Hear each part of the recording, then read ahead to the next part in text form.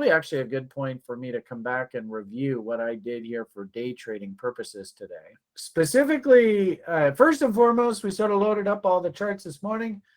And the market that actually appealed to me the most was actually the stock market, believe it or not. Of course, here come the Fed minutes. So we might actually see everything unwind dramatically here very quickly. I did have on a trade, a bot. Oh, look at that. Now it's reversing to the upside.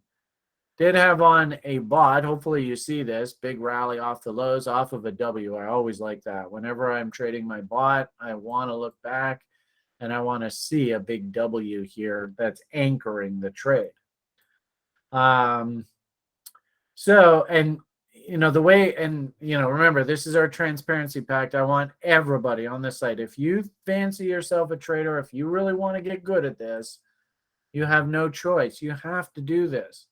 And, I really like the fact that Sjord now is building tools that you can do it right off of the website. So you don't need to go to Google. You don't need to use outside sources and stuff.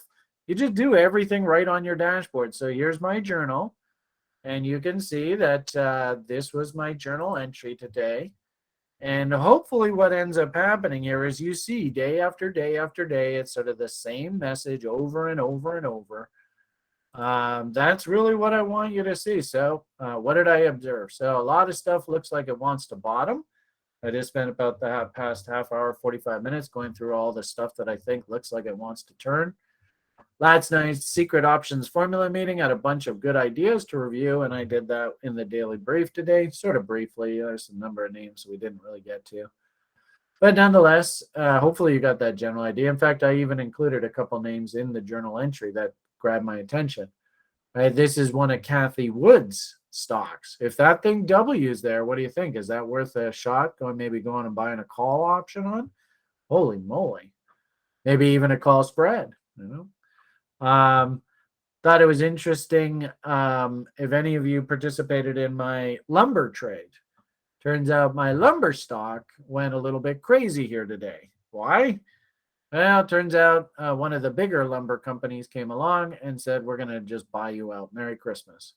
And I think their offer was like $20.50 a share. So right now, I would assume that the market is probably just asking, is there going to be another takeover bid that's going to be a little bit higher? Where is it?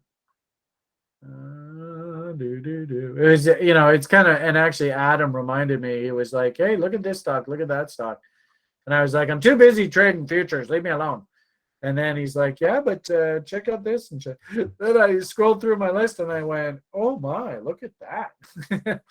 So it just goes to show you better pay attention to your stock list. Now, like I said, in this particular case, it's a takeover bid, so I don't really need to worry about it disappearing. But there is the stock chart, and there, of course, is our bot setup that we've been talking about forever on this thing. So, unfortunately, that might just be the end of the trade because I think it's actually an all-cash offer of $20.50 or something. So we'll see how it goes. There might be another takeover bid that comes in a little bit higher. I mean, you never know. But beautiful chart. Trade looks like it worked out nicely. So if you did participate in on this, hey, we finally got a fucking winner here after a while. So good to see. Everything really good, patience, discipline, just slow and steady wins a race.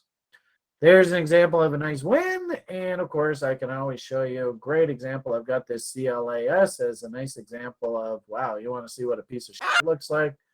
There's your CLS. Nice trade there, Brian. Way to go. So, again, this is an analogy. You're never going to be right 100% of the time in this game. You just got to get in there, take your setups, live with the results, rinse and repeat, come back again tomorrow, and do it all over again. Back to journal entries. Like I said, I had a nice 4-hour bullish bot. The only problem with this particular setup here today was it was huge. I mean, just ridiculously large. So 38.1875 down to 37.40. Holy crap. I have to risk 60 points? No, actually more than that, almost 80 points. What are you, crazy, Brian? You're nuts. But hopefully you notice, I mean, that's a nice W right there. So it's good looking bottom. and then we slammed down against it, and then we rallied up, and notice we put in this little formation here. So this is my little trade here today. The only problem with this was if we drill down, there is that little formation. And I had my 3 higher lows, and things were looking relatively positive first thing this morning. I actually have to do a screenshot, which drives me nuts, to actually show you the trade entries. But you can see I had 1 low, had a second low, third low, but this is broke that low, so back to second low. Market ran up, actually confirmed this big honking W, came slamming down, then turned back up. And at that point, I was like, okay, well, I think I can join this. I got these lows to back up my trade. I got these lows. I got these lows. And the trade worked okay. We had a nice big jump up. But the problem here is that, this was even on the micro contract. I like to strap on 3. And the numbers here, I was like, holy 3 contracts. This is killing me. I mean, I was up like $300-400 just on this move here. And I was like, this is way too much risk for me. Because it would have meant I would have been down like $300-400 if this thing got wiped out down here. So I actually, on the tag of the standard deviation band here, I was like, you know what? This is too much risk. I got to pare this trade down. And that's fine. That's, there's nothing wrong with that. I just felt too uncomfortable. Took it down to 2 contracts. Sure enough, market was really weak, and I didn't like how it failed against these highs. So I just dialed it right back down to 1 contract. Interesting thing about this, and it's kind of a side. The profit really was irrelevant. What I really wanted to make sure was just least amount of anxiety possible. And having 3 contracts on for the size of this trade, it was just too much risk. And I don't like being anxious in trades. So dialed it down. It was a big bought. Interestingly enough, I took about $80-90 out of the market just on this liquidation. And you can see there's my stop below that level. If I get stopped out, I lose $115 on this 1 contract. So, live by the sword, die by the sword. I might be stopped out. The stop order is working. And at that point, I was comfortable with just, starting the daily brief and just saying, you know what, let's just let this thing do its thing. We knew we had the Fed minutes coming out, and I knew the market was going to rock one way or the other. Following the Fed minutes on the 1 contract, like I said, if I got stopped out here, the net loss on the day turns out to be about $20-30, which I'm fine with. That to me, that's a scratch day. So there's my day trade. And more importantly, really for the purpose of this exercise, I want to just be really clear about what it is that got me to act. How did I act? Did I break any rules? Did I follow this setup the way I'm supposed to?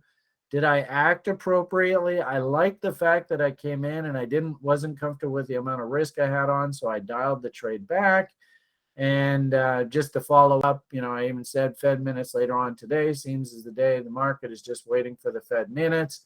I wouldn't be surprised the market either ratchets higher or ratchets lower now that the Fed minutes are out. And I guess we'll find out whether I'm stopped out on that final contract.